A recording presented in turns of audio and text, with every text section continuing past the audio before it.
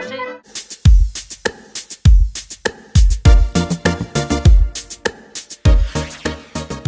Cette femme dont j'ignorais tout sortait vraiment du commun. Elle irradiait par sa grâce et son allure. La vie est magique tant que c'est l'amour qui l'a conçue. Je passais pour le gigolo de service. En même temps, se leurrait à mon bras la critique tant redoutée du Parisien et des saisons de la danse. Mais monsieur l'ambassadeur, je suis la danse.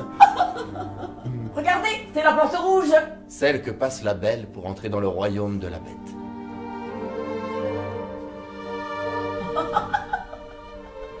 Vous voilà marqué, mon diable délicat. Elle repoussait pour moi les frontières du réel avec une énergie farouche. Le romantisme nous enveloppe et transcende notre chemin. Attention, Gilberte, il peut aussi cacher des obstacles. Je la connais? Non, Gilberte. Ça ne m'étonne pas. C'est votre lumière qui me soutient. L'espoir de retrouver notre bulle. Et les étreintes du canapé bleu. Je sais que vous ne m'appartenez pas, mais dans une vie future, dans l'infini du temps, je vous aurai à moi. Rien qu'à moi.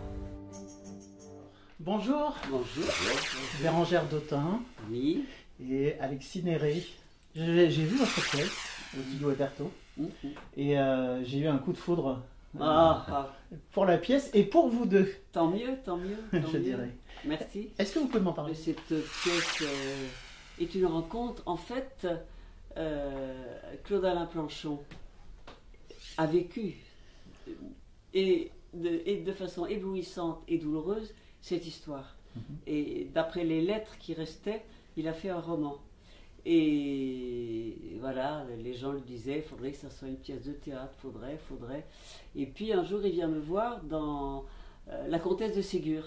Et me voyant en scène avec cette tenue de danseuse que j'ai, il a dit, comme on dit dans les bandes dessinées, c'est elle. Voilà. Et donc, ça a été elle. Et j'ai fait l'adaptation de cette pièce.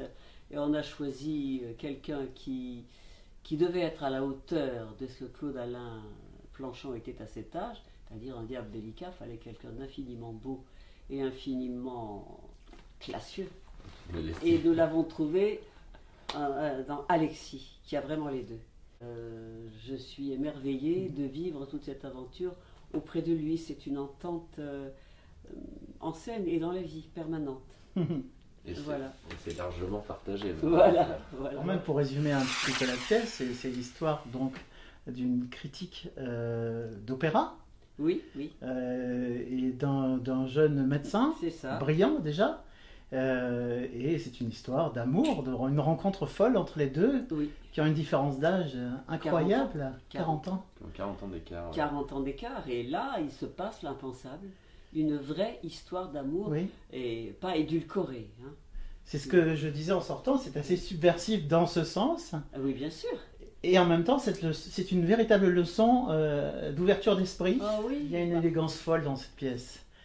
Alexis, vous êtes très classe dans votre smoking. Il faut le remarquer parce qu'un jeune, c'est pas si évident. Hein. C'est ce que je disais. Hein, tout à fait, vous avez La classe. vous avez trouvé la bonne personne. C'est pas facile à porter, Non. à bien porter un smoking. Pas avoir l'air d'un pingouin. Vraiment bien habillé par Chouchane aussi. Oui, c'est ça. Qui fait nos costumes. Vous, Bérengère, quand vous arrivez avec votre vison, Oui, ça c'est Ah, la petite veste de Vison là. vous êtes d'une beauté Ah. à ce moment-là, Je ne peux une pas le classe, une distinction folle. Ah, écoutez, tant mieux. Je dirais. Et ça, c'est un peu de naissance et beaucoup de 33 ans de comédie française. Oui. C'est tout ça qu'au fil des années, on prend chez nos aînés et qu'on arrive à se mettre à leur hauteur et à réussir à faire ça et à le transmettre. Quoi. Mais ça, Vous illuminez complètement. On y croit tout de suite au personnage. Et on comprend Heureusement. tout à fait l'aura, la dimension qu'elle a pu avoir, puisque évidemment, on parle quand même de personnages réels. Ah oui, à l'époque, elle avait une notoriété, qu'est-ce que je pourrais dire, comparable dans un autre domaine, À vous Simone Veil, quoi. Oui. Oui. Enfin, je vais dire que tout d'un coup, ah oui, Gilberte Cornand, c'était... Alexis, je voulais vous poser une question. Oui. Lorsque on vous appelle et qu'on vous propose ce projet avec Bérengère Dautin, quelle est votre première réaction? Au début, c'était un peu difficilement réalisable. Je me rappelle, j'étais à Avignon. C'est Sylvia Roux qui m'a téléphoné en me disant, parce que donc, ça a été mon professeur chez Jean Périmoni, quand j'étais en première année là-bas. Et elle me dit, écoute, j'aimerais bien te faire lire un livre et j'aimerais bien savoir ce que tu penses de l'histoire. Et je l'ai rappelé directement après l'avoir lu en lui disant que c'est un voyage absolument fabuleux, parce qu'il y a aussi plein de choses qui sont dans le livre qu'on n'a pas pu rendre sur la scène, mais qu'on peut découvrir dans le livre de Claude Alain. Et elle me dit, écoute, on est en train de monter le projet, j'ai pensé à toi pour faire le rôle de Claude Alain. Et là, je veux dire que j'ai... Déjà, oui. Voilà, déjà. J'allais vous poser la question déjà. Ah oui, ça, déjà. Avec Bérengère de C'est ça. Et là, j'ai fait... Ah là. Ok, oui, mais avec grand plaisir, j'étais enchanté. Mais je dois dire que c'est assez impressionnant au début, ouais. Les premières lectures ont dû être... Mais bizarrement, la première lecture s'est passée assez bien. Et après, ça a été, quand on est rentré vraiment dans le travail, ça a été difficile. Plus difficile parce que il faut quand même... réaliser les choses et essayer d'être au niveau quand même. Ça, oui. Il faut dire que votre rôle n'est pas facile. Ah non. Puisque vous êtes à la fois conteur, vous êtes acteur dedans dans la pièce. C'est difficile. Ça. Oui, je trouve que ce rôle n'est pas facile. Et puis face à une personne... Non mais c'est vrai, le métier a de la valeur quand même. Bien sûr, ah oui, heureusement. Et je vous l'ai dit en sortant, j'ai trouvé que je vous avais trouvé admirable par rapport à votre travail. Mais je vous ai trouvé aussi admirable par rapport à la place que vous laissez à Alexis dans la pièce. Parce que vous avez une lumière folle et Alexis, vous en avez une aussi incroyable. Et on comprend très bien pourquoi les deux sont tombés amoureux. Vous êtes crédibles tous les deux dans vos personnages. C'est magnifique. Mais... je crois qu'il n'y a pas de... Et c'est vrai qu'on a travaillé dans ce sens-là, mais aussi grâce à effectivement, la partition n'est pas simple. Stéphane Cotin a fait un travail de direction d'acteur, en tout cas sur ma partition, absolument formidable, quoi. Tout en douceur, en couches successives. Mais il est la main de fer dans le gant de velours, hein. Tant qu'il n'a pas obtenu ce qu'il voulait, avec douceur, on refait. C'est presque ça. Tu vois, tu peux peut-être. Un peu la méthode Renoir. Renoir, c'était plus flou, mais c'est formidable, mais on va en refaire une. Alors que là, Stéphane, c'était formidable, il dit, oui, c'est bien, mais tu sais, si on refait, c'est pas tout à fait. C'est très bien. Et avec douceur, une fermeté, et si bien que quand c'est inscrit, ça ne bouge plus. Excessivement précis. Oui, très précis. C'est pas des choses d'humeur comme ça. Je dis pas que c'est à l'intonation, mais au rythme même. Et par la précision, par l'invention, l'imaginaire, la douceur, c'est un cocktail rare chez un metteur en scène. Et sans absolument aucun ego. Je veux dire, avec une légèreté, lui aussi, il se donne. Il se donne aux acteurs, à nous. Je vous donne, voilà. Mais c'est un cocktail rare. Cette femme dont j'ignorais tout sortait vraiment du commun. Elle irradiait par sa grâce et son allure. J'ai tellement adhéré à votre personnage, Alexis. Je vous ai trouvé tellement élégant. Que quand vous êtes sorti ultra rock avec tous les bijoux. Oui, ça fait drôle, hein. Oui, je m'attendais à voir un jeune beaucoup plus classique. Et c'est génial. C'est ça qui est étonnant. Quand j'ai rencontré Claude Alain la première fois que je suis allé manger avec lui, il s'est dit, mais qu'est-ce que c'est que ce mec que Sylvia m'a envoyé, il ne me ressemble pas du tout, il a des bugs partout, enfin voilà, c'est l'horreur absolue. Et en fait, on s'est rendu compte qu'on avait beaucoup de points communs et surtout un imaginaire artistique très similaire. Voilà. Alors c'est passionnant parce que j'ai rencontré donc Claude Alain Planchon, qui est là pratiquement tous les soirs, si j'ai bien compris. Vivre. J'ai eu une discussion absolument magique avec lui, un vrai coup de foudre également. Et il me disait qu'au départ, lorsqu'il vous avait rencontré, Alexis, il était gêné par le fait que vous ayez les cheveux longs. Oui, aussi. Et sauf que maintenant, il se fait pousser les cheveux. Oui, vous avez vu? J'ai l'impression qu'il commence à avoir des petits bijoux aussi. En fait, c'est lui qui vient vers vous. Oui, c'est drôle. À un moment donné dans la pièce, on voit les vrais visages en projection. Ah oui. Et ce moment-là est parfaitement troublant parce qu'on a l'impression véritablement de vous voir. Ah, c'est vrai? Oui, l'incarnation est là. Incroyable. Et pourtant, vous n'avez pas du tout la même coupe, en effet. Vous n'avez pas la même couleur de cheveux. Mais à ce moment-là, on se dit, tiens, peut-être qu'il y a 10 ans, elle avait les cheveux blonds. Et on a tellement adhéré au personnage qu'on n'est pas surpris par voir cette projection. Ah, Pas ça, du c'est tout. formidable. Il y a une vraie incarnation qui se fait. Ah oui. Et moi, je suis pour le fait de ne pas faire d'imitation au théâtre. Mmh. Il faut rester dans sa propre personnalité. Mais le jeu fait que vous vous rapprochez le plus possible du personnage réel. Et ça fonctionne. Bérengère, vous êtes une immense comédienne et je suis vraiment ravi de vous voir et de discuter avec vous. Il y a quand même une vraie difficulté dans cette pièce, c'est que l'auteur, qui était un des deux personnages, est encore vivant et il vous surveille, il vous regarde tous les soirs. Est-ce que c'est quelque chose qui vous a un peu troublé? Non, j'ai l'habitude. J'ai déjà eu dans le... je l'appelais Monsieur Cocteau. J'ai adapté l'histoire de Carole Weisweller à sa demande. Et elle était très très souvent dans la salle et ça ne me gênait pas du tout. Elle pleurait, elle était là, elle se voyait, elle était heureuse. Et Claude Alain, c'est pareil, il se voit, il est heureux. Non, ça ne me trouble pas du tout.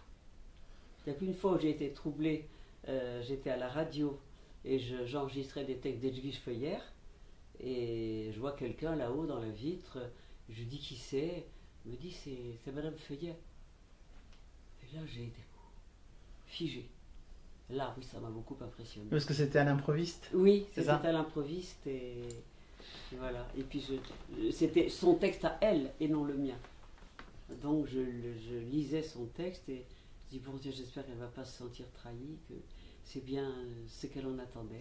D'après ce que j'ai compris avec Claude Alain et avec d'autres personnes qui ont été incarnées déjà sur scène, je pense que c'est profondément émouvant pour eux.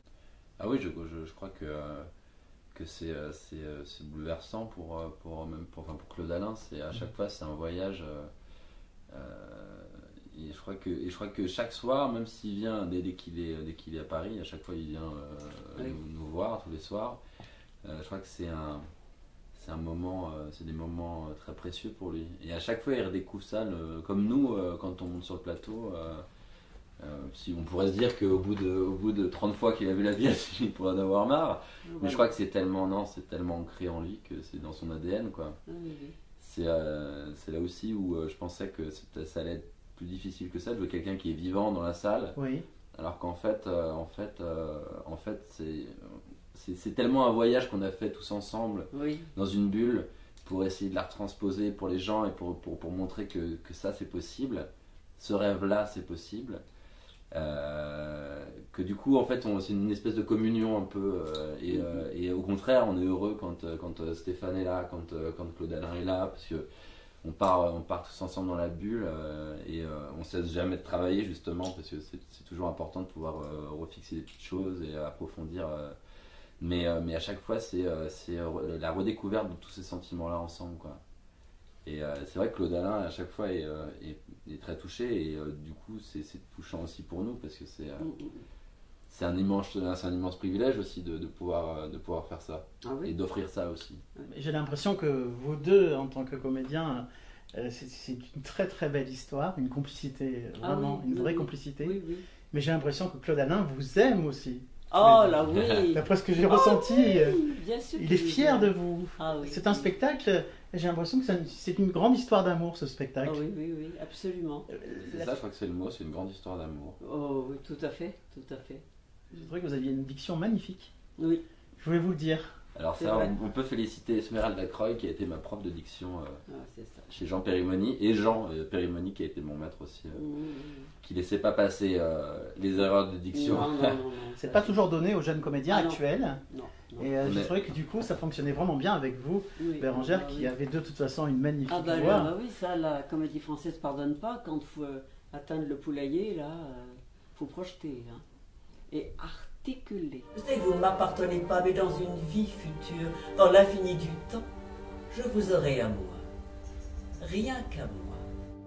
J'ai ressenti chez Gilberte de la malice chez elle, un très fort caractère. Mais elle est riée comme une enfant. Et beaucoup de malice. Oui, elle aimait rire. Mais elle mène la danse et elle arrive à récupérer son amoureux à un moment donné. Ah oui, elle est contente là. Hein? Vous voyez, on n'échappe pas à son destin. Voilà. Elle est heureuse de le récupérer. Voilà. Et j'ai l'impression que vous vous amusez comme une folle à l'interpréter. Oui, c'est sûr. Il y a des moments plus dramatiques, à la fin notamment. Mais je vais dire, le moment où elle le récupère, alors là, c'est vraiment une joie de jouer ça, quoi. Ouais, une joie. Une joie de femme. Ah oui. Ben oui, c'est une joie de femme. Quand on récupère quelqu'un, je l'ai déjà fait ça. Et quand on récupère quelqu'un qui pensait s'éloigner, qu'on dit « Ah, te voilà, t'es revenu, c'est bien ». Voilà, c'est une grande joie de savoir faire ça.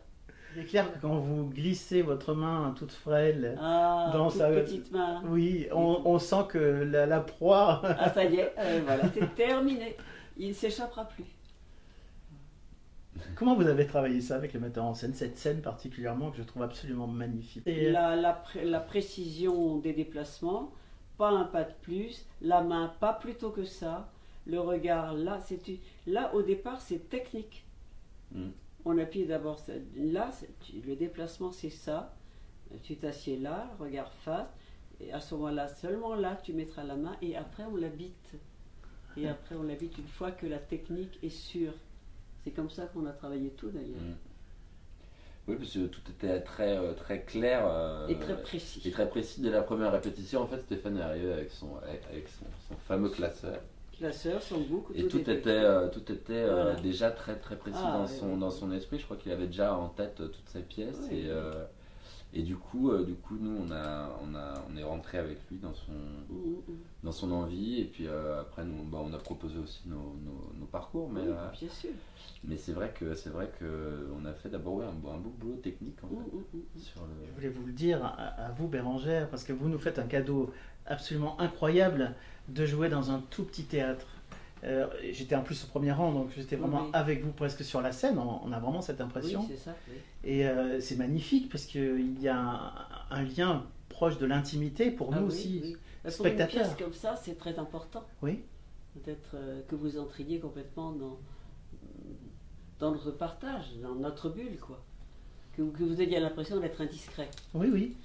Oui, il y a un peu de voyeurisme là-dedans. Voilà. Ah oui, quand vous faites un petit baiser, on a envie de presque baisser les yeux pour vous laisser tranquille. Le premier, c'est pas un petit. Oui, le premier, non, d'ailleurs. Oui, d'accord. Le deuxième, oui, c'est un petit baiser. Mais un seul suffisait pour... Parce que quand nous avons joué l'année dernière, il n'y avait pas ce baiser. Et les gens au sortir se demandaient toujours, mais ils l'ont fait ou ils l'ont pas fait? Voilà. Et puis finalement, on dit, bon, on va mettre les points sur les i avec ce baiser. Voilà. Comme le langage est très châtié et pudique. C'est vrai que ce baiser est intéressant parce qu'on pourrait croire qu'ils aient été que amis en fait, sans ça. Oui, c'est ça. Oui. Donc ça pourrait, vu la différence d'âge, les gens se réfugient à la différence d'âge pour dire oui, ça va, c'est platonique. Eh ben non, c'est pas platonique. Pas plus que Brigitte et Emmanuel n'ont été, je sais pas maintenant, n'ont été platoniques. Mais enfin, écoute, j'en reviens là parce que... Non, mais c'est bien ma Bérangère. C'est quand même... Non, oui, ça parle à tout le monde. Voilà, ça parle à tout le monde.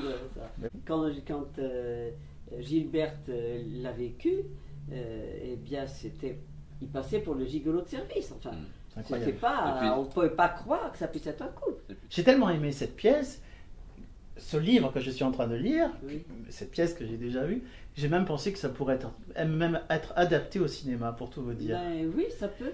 Parce que l'histoire est tellement folle. Ah oui, ça pourrait. C'est sûr que ça pourrait, mais il faudrait quelqu'un... À bon entendeur. À bon entendeur. Mais c'est une histoire extrêmement romanesque. Ah oui, mais c'est sûr. Ah mais c'est à la limite du croyable, même par moment, parce qu'on peut se dire non mais il a inventé, alors qu'en fait pas du tout. Comme à la fin, c'est des images comme ça que lui nous a transmis aussi. Quand il me disait, à chaque fois que je partais de chez elle, elle se mettait à son balcon, de sa fenêtre, et elle me regardait partir, elle me faisait un petit signe, et elle me regardait partir, et un jour il est passé devant le balcon, et elle n'était plus là, et, oui, c'est sûr. Et il s'est retourné quand même, et elle n'était pas là, quoi. Ouais, non, ça c'est... Et il y a tout ça qu'on vit aussi à la fin de la pièce, etc. À nous en parler, moi ça me donne un peu des frissons, parce que c'est toujours très dur cette fin de pièce à vivre. Et pour moi donc c'est le cas de le dire. C'est sûr, voilà. C'est assez dur de vivre cette mort-là, quoi. Oui. Non, comment dire, c'est pas dur, puisque elle part avec son image et son amour, elle l'emporte. Mais pour moi, Bérangère, c'est quand même une projection difficile. Pourquoi? Je ne peux pas répondre plus si vous ne comprenez pas. Non, je comprends. Voilà, c'est tout. Se lerait à mon bras la critique tant redoutée du Parisien et des saisons de la danse. Mais monsieur l'ambassadeur, je suis la danse. Regardez, c'est la porte rouge. Celle que passe la belle pour entrer dans le royaume de la bête.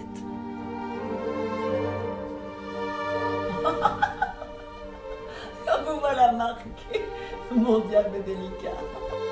La fin est plutôt logique, dans l'absolu. Oui, bah oui. Et elle est profondément émouvante. Ah oui. Mais pas si triste que ça à Ah mes non, yeux. pas du tout, puisque je termine exprès comme j'ai commencé, un baiser, donnez-moi un baiser. Je veux dire, de toute façon, elle est toujours dans cet amour, dans ce désir de jeune fille. Un baiser, donnez-moi un baiser. Elle est toujours restée une jeune fille. Et puis elle est toujours restée là avec lui, quoi, Oui. finalement. Elle est Oui. encore là. Et tout lui le temps. avec elle. Et lui avec elle, ouais. Ah oui, de toute manière, puisque le fameux mariage... Ah oui, non, bah ça n'a pas. Non. Je On va trouve pas ça rentrer troublant, dans le- Bérangère, ce que vous me dites, parce que vous avez un tel métier qu'on pourrait imaginer que vous ayez vraiment du recul par rapport à ce que vous jouez. Ah, jamais on peut Et pas. en fait, non, vous avez Faut encore un regarder. lien d'identification par rapport à vos personnages. Comment Mais on ne peut pas jouer si on n'est pas identifié. Je ne joue pas. Nous, enfin, je sais pas, Alexis, on est, moi je suis. Vous ne pouvez pas faire des choses pareilles si vous n'êtes pas. Ça ne veut plus rien dire alors. Vous jouez la comédie. Je joue pas la comédie, je suis. C'est à la valeur parce que je suis. Gilbert Coronant, je suis la danse, toi tu Non, mais moi, es je la suis. comédie. Voilà. Je suis la comédie. Voilà. Mais c'est exactement ce que je pense en plus. Et pour moi, de toute façon, la valeur de jouer, c'est qu'on transmet. Et donc, on transmet ce qu'on est. Et on est là, c'est un don de nous-mêmes aux autres. Et vous ne vous donnez pas de vous-même si vous trichez. Et si vous n'êtes pas, vous donnez quoi? Une image qui n'existe pas. Moi, c'est ce que je suis que je donne. Sinon, quelle valeur? Ça m'intéresse pas de faire un copier-coller de ce que j'ai déjà fait. Non, je suis chaque fois. C'est magnifique. J'adore. Je ne peux pas être autrement, de toute façon. Ou alors on entre dans un autre type de théâtre, le théâtre exprès et qui a son public conventionnel. Ah, t'es là, t'es rentré. Ah ben voilà, c'est bien, ben, je suis content de te voir. C'est une autre forme de théâtre que les gens dans certains publics ont besoin aussi. Mais c'est pas la forme de théâtre que j'ai jamais choisie. Mais c'est vrai que c'est très différent. Et puis, C'est il y un a autre cette forme valeur de de métier. transmission qui est, Oui. qui est très très juste et très très vraie, comme encore une fois dans tous les métiers artistiques. Quand on peint une toile, après on aime, les gens aiment ou n'aiment pas, c'est pas grave, hein, tout le monde a le droit d'avoir son avis. Oui. Mais il faut que ce soit dans un but de transmission. Si c'est purement égoïste et justement pour prouver quelque chose ou pas très clair par rapport à ce qu'on a envie de dire, ça peut pas fonctionner et ça peut pas toucher les gens, quoi. Enfin, c'est mon point de vue aussi, quoi. Ça fait partie des choses qui fonctionnent si bien dans la pièce. Tout ce que vous racontez là est tellement... Enfin, il y a une telle communion entre vous deux. Ah, c'est ça. Elle repoussait pour moi les frontières du réel avec une énergie farouche. Le romantisme nous enveloppe et transcende notre chemin. Attention, Gilbert, il peut aussi cacher des obstacles. Je la connais? Non, Gilbert. Ça ne m'étonne pas. Tunnel émotionnel vers la fin, Ah oui, oui. parce que ça se resserre sur vous deux. Oui, oui. Il y a toutes les soirées... Et les très- choix de musique aussi. Oui, tout se resserre, à la fois dans la lumière, dans la musique, Oui, et même oui. dans votre rapprochement à vous Oui, deux. oui. Et le moment où vous mettez votre tête sur vos genoux, Ah là, où je Bérangère. mets la main. Ah oui. À la fin C'est ou au Pietà. moment où ils s'endorment avec la Légion Non, d'honneur? non, la fin. vers la À fin. la fin, La fin, Ah, quand c'est on met terrible sur La tombe. main comme ça fait comme une piéta, quoi. Oui. Oui, c'est ça, c'est ce que voulait Stéphane, que ce soit comme une piéta. Donc vous partez en Avignon Oui, Pas en bien sûr. Avignon. tout Voilà. le mois de juillet. Et, Tout le mois et de on juillet. en est très heureux. Ah oui, absolument. Très très heureux. Voilà. Moi, j'en suis très heureux également pour vous. Bon, Et je vais vous revoir à Avignon. absolument. Ah bah, avec plaisir. Au teinturier, on jouera au roseau teinturier. Voilà. Merci beaucoup. Bon, Merci. merci à vous de ce merveilleux moment. À bientôt. À bientôt. Je vous aurai à moi. Rien qu'à moi.